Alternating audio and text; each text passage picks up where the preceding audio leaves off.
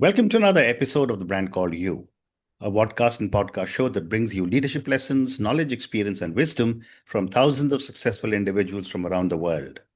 I'm your host, Ashutosh Garg, and today I'm delighted to welcome a very senior leader from the world of human resources from Noida, India, Mr. Shaleen Manik. Shaleen, welcome to the show. Thank you very much, Ashutosh. Really delighted and elated to be part of this video cast and looking forward to our conversation. Thank you. Shaleen is a CHRO, which is Chief Human Resources Officer. He has been associated with companies like Vodafone, Pitney Bowes, and InfoEdge, and more. So, Shaleen, a few questions for you personally before I come to CHRO. You have worked across diverse industries from software to telecom to mobile handsets. How has each phase shaped your approach to HR leadership? Yes, I have got more than 2 decades of experience now, and I have spanning across various industry. So each of this industry has really taught me something unique. So I started my journey with software. So software has really gave me agility because that was a booming time. So I really need to be agile. So over the period of 5 years that I worked with software, I really learned how to be an agile leader. Hmm. So that one aspect I got it from software. When I moved to telecom, since the scale was too big in India, you know that 8 to 10 telecom operators. So I really got to know about the scale and speed of operations and a lot of compliance because obviously telco attracts a lot of compliance as well. So that industry actually helped me to work with the speed and a lot of compliances also related. Now I am working with a handset company for the last 6 years. Hmm. So this particular industry is really helping me understand the execution excellence because again we are a sales organization panning across India. So it required absolutely to the T execution excellence. Hmm. And together actually all this thing has really formed my belief that HR is both is we need to be business savvy at the same time we also need to make sure that the people are at the core of the focus while we achieve business growth. Hmm. So that's how. Well said, well said. And as you look back at your 20 years of experience, what are some of the leadership lessons that have stayed with you the most? So there are many actually, but something which has gone into my hard disk, or I would say that leadership is not about controlling anymore. It's about connecting and giving clarity to people because you are Mm, working with diverse set of workforce today.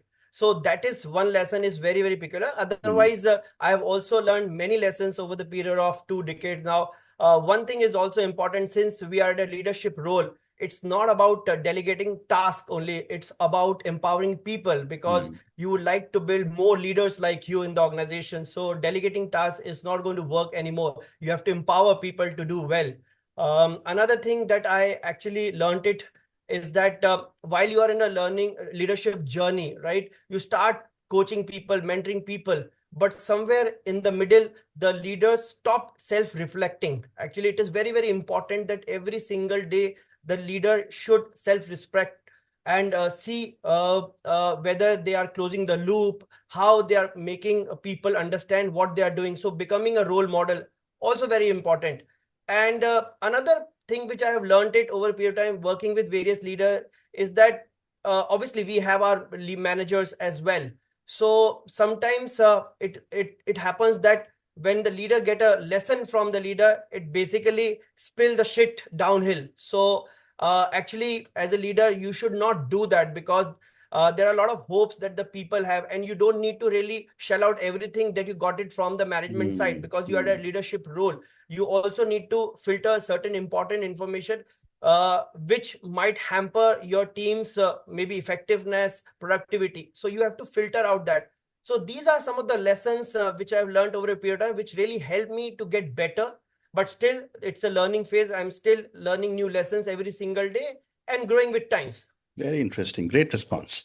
So, Shaleen, when I started working in 1979, uh, the human resources function that didn't exist. There was payroll, there was personnel management, and there was industrial relations. Yeah, My question absolutely. to you is, over the years, How has the human resources function evolved into a C-suite role, and what distinguishes a good CHRO from anyone else? So, as you mentioned, that good CHRO will only manage HR. Uh, Correct. but a great CHRO will drive business growth through people. So that's the fundamental change that has happened over a period of time. Hmm. As you rightly mentioned, we were considered as a support function. But I'll tell you, Ashutosh, over a period of time, there has been an evolution in our function, and it has become from a transactional function to a transformational function. Absolutely. So we have a seat in the boardroom today where we can definitely shape business growth through people. Hmm. And truly today we can say that we are the strategic leader who can really shape not culture, capabilities and competitiveness, and that's very very important because business will never be able to alone get the revenue. You need to have a talented set of people who are capable and who can give you competitiveness to really fight the battle outside with the competition. Hmm. So that's the change I have seen over the period of time that has happened in the HR world, and CHRO has really, I would say, pioneering it and raising the flag that ways. Very interesting. And what would it take to move the needle from good to great for a CHRO? So I feel that we have moved from policy making and many things that you have mentioned previously. Actually, now we are enabling performance in the Hmm. organization by embedding data, thanks to digitalization and culture, and also there is a lot of I would say the power of transformation that we have built in the system Hmm. that really actually moved the needle from good to great. And I always say to my team also in the town halls that good is the enemy of great. Even if Hmm. you are doing really good, it is always good to really check out things which are happening outside. Are you aligned to what the ecosystem is throwing to you? And Hmm. outside in perspective is very, very important. So in order to remain great from good, you also need to check out your ecosystem and Hmm. do not only focus on just policy making. Fundamentally, you need to make sure that what business expect from HR is to make sure that every single talent perform and obviously become the future ready workforce so that the Hmm. business can thrive in the challenging world outside as well. So Hmm. that's how the dimension has changed from good to great in HR. Well said. And what would you say are the top three priorities for CHROs in today's high growth competitive businesses? I would not know about maybe many other Yeah. CHROs, but yes, we are a very close fraternity also, and we keep checking out what are some of the challenges that you keep facing. And I also resonate with some of the things which I feel as are my top priority is that fundamentally HR head needs to really see whether we are making a future ready talent workforce ecosystem or not. It is Hmm. very, very important. We are in the talent war right now, all thanks to digitalization, AI, automation. We the talent is actually right now very movable, and there is job hopping and all that happens very fast. Multiple offers with the candidates, so you also need to make sure that you retain the right set of talent, making sure that your talent are future ready, and how you can build that ecosystem that they remain engaged to continue with you.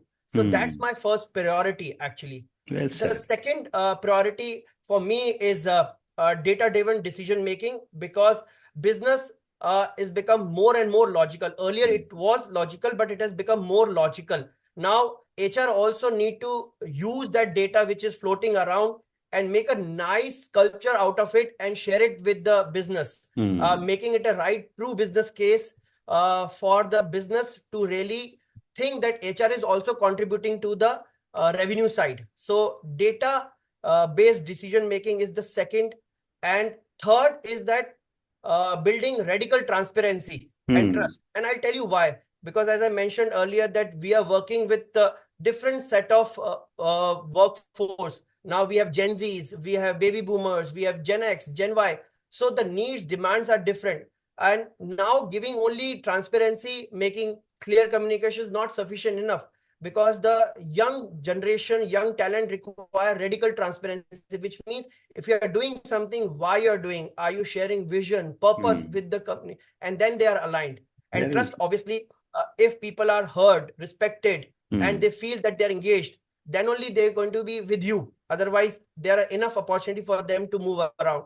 So these are the Hmm. three priorities that I have, and which I'm going to see that over a period of time, even if the evolution of digitalization, this will remain intact, because we are in the talent war currently. Correct. And since you spoke about digitization and technology, my next question is relating to that. Um, how is technology transforming HR today? Oh, big time. I think every now and then, if you see HR journal is full of what AI is doing in the world of work and similarly in HR. So technology is making a lot of changes, and Hmm. actually it has moved HR from instinct driven to insight driven. Correct. You can see predictive analytics, real time dashboards, AI powered learning. All this has actually changed the way HR taking decisions. We are now taking smarter decision and faster decision, which is Hmm. actually helping businesses to grow. And now the entire focus is on data-led decision with a Hmm. human heart in between. So that's the combination. Is It's technology is helping us to really create that magic or that change in the business Right. scenario. So Right. that's my viewpoint. Amazing. Amazing. And when you talk of, you know, a future-ready workforce, what does a future-ready workforce look like to you? And how should organizations really prepare for the rise of the gig economy, for the rise of hybrid work environments? Because it's actually a CHRO's nightmare to be handling so many people in so many different areas of an organization. Yeah. I completely agree. I'll tell you, Ashutosh, now the new generation, as you spoke about, are born with digital spoon. Okay, so they are very, very agile. They are digital savvy. They are digital fluent, and Mm, also they are very, very comfortable with constant change. Unlike people like us, whenever we used to get something new, we used to hesitate. Now the young generation is quite comfortable with that. And mm, with the introduction of gig and hybrid workforce, the boundaries has become very, very fluid. mm, Okay, and companies today which can actually give autonomy, flexibility, and sense of belongingness to people, trust me, they will be able to hire better talent and future talent in their organization. mm, So that's the change that I have seen it over a period of time. mm. Well said. And what opportunities, in your view, can AI bring to talent acquisition and performance management? Oh, there are many changes. Look, and I'll be very honest with you, with the pressures all around business, earlier talent acquisition team used to be big enough, Yeah. only one or two position per recruiter. But thanks to the evolution of ATS now, there with the less you can deliver more. And ATS has also evolved over a period of time. So Mm, in the talent acquisition, what this entire AI and technology has introduced is that it has actually reduced the time to hire, and also mm, it has reduced biasness, because earlier there has to be a lot of gut feeling when you hire people. Now mm, a majority of that has been taken care by, at least initially, by the AI, like resume screening, resume parsing, scheduling interviews. So all that time has actually been saved now. mm, Yes, in some cases you need to have a human decision or human heart in between, but majority of the things has been well taken care by technology now in time. mm, Similarly, in performance management, look at in our case, because you mentioned about, and obviously we've been in the industry for 20 years, periodic reviews, quarterly reviews, all that used to happen, and there is a formal conversation happens over a period of time. But now the young generation require continuous feedback. Okay, if I need to improve on something, tell me now today, don't wait for 3 months. mm. Okay, nobody has that much time Yeah. to. So continuous feedback actually is very, very important, and also from a development input. Today, thanks to all these tools and all, if I want my team to really get reskill on something, upskills on something, I can put it in the development goal sheets online, and then they can review it. And over a period of time, we can keep catching up and checking on how the progress is going on. So in the performance management side also, it has actually moved from evaluation to evolution. So that's how the change, and I'm sure over a period of time, this will further enhance. So tech is not going to stop here, or we are not hit the T today. It is continue going to surprise us, and we're going to see the better version of tech in HR over a period of time. Great response. Thank you. Shaleen, how can HR leaders build a truly inclusive and employee-oriented culture? Um, Look, I mentioned that inclusion is not about intent. Everybody has the intent. The top leaders in the company has intent. Company has an intent. Managers have intent. But it has should move from intent to infrastructure, which means how to hire, how to reward, how to promote. Is there any equity which has been well placed over the policy? People are talking about it. Are we talking about sense of belongingness, which means that it is not only the card on the policy that people should be heard, respected, listen, and all that. It should really, we should do a walk to talk. So when we move in this direction, when we move from intent to infrastructure, and how do we hire, promote, and reward people? Trust me, we will take baby step, but those right step will be well felt by the employees, and they will start feeling engaged. And that's how you can really induce inclusive culture in the organization. It's a journey, and I'm sure company keep talking about it, but it's not that easy. People take maybe decades to build that culture where we can call it that we are a fully inclusive culture.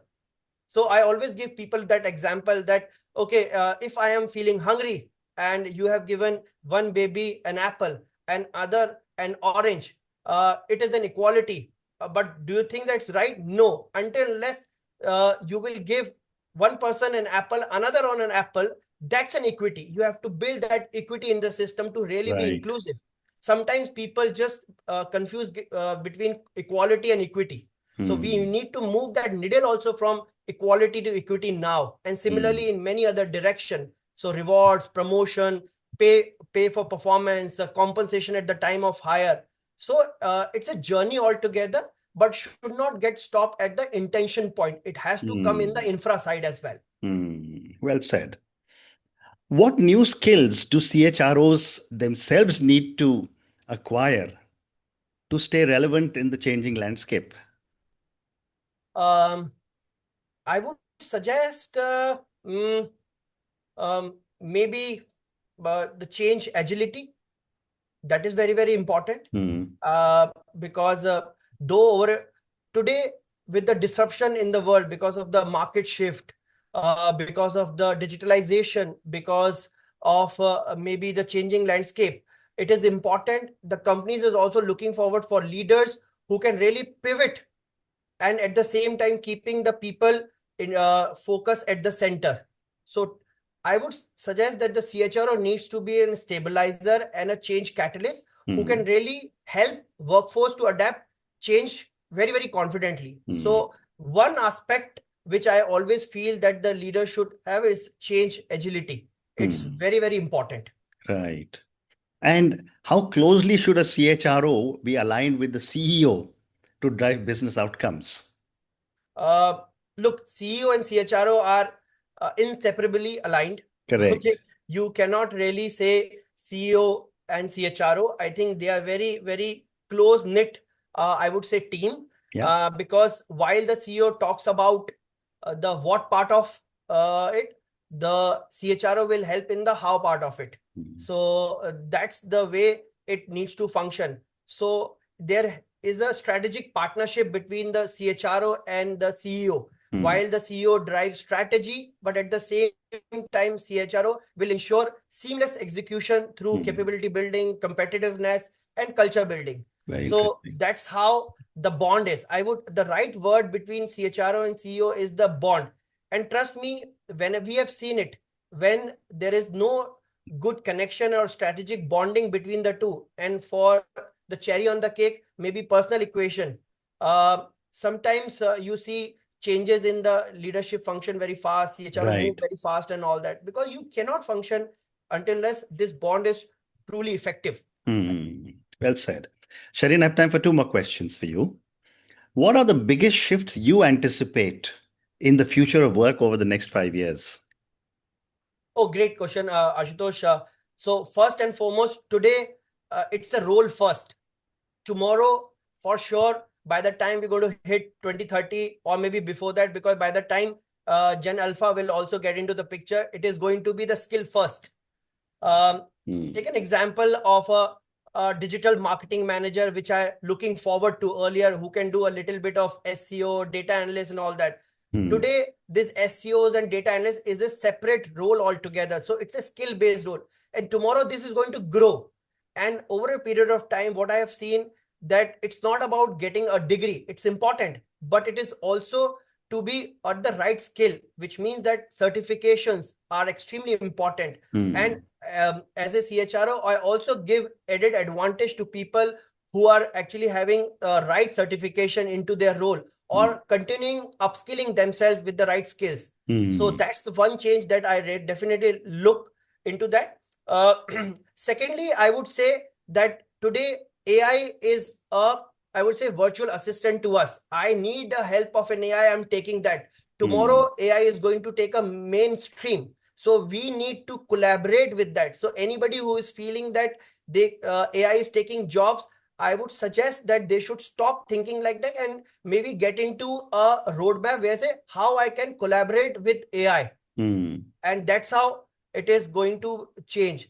Third, I would suggest we keep talking about customer experiences. People keep talking about customer experience, but there is a say, and I feel that it is going to get more stronger foundationally. Is that happy people make happy customers? Hmm. So in future, people definitely look forward for some great experience from the leaders, management, and the organization in Hmm. order to make sure that they further deliver it to the customer.